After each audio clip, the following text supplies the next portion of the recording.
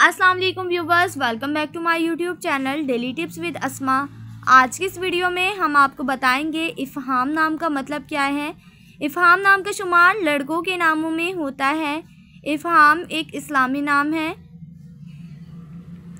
इफ़हाम नाम की इब्तदाई तारीख़ अरबी ज़ुबान से निकलती है। इफ़हाम नाम के अफराद के लिए खुशकिस्मत नंबर 1 माना जाता है। माहिरीन के मुताबिक इफ़हाम नाम के लड़के बहुत मेहरबान होते हैं। इफ़हाम नाम का मतलब है समझदार और ज़हीन। इफ़हाम नाम के लड़कों के लिए खुशकिस्मत दिनों में जुमेरात और मंगल का दिन शामिल है।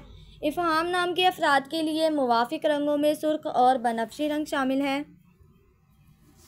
इफ़हाम नाम के अफराद के लिए मुवाफ़िक पत्थरों में रूबी पत्थर शामिल है।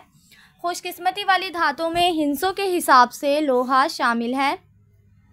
फ्रेंड्स, अगर आप अपने नाम का मतलब जानना चाहते हैं तो कमेंट बॉक्स में अपना नाम लिखें। इंशाल्लाह हम आपके नाम की वीडियो ज़रूर बनाएंगे।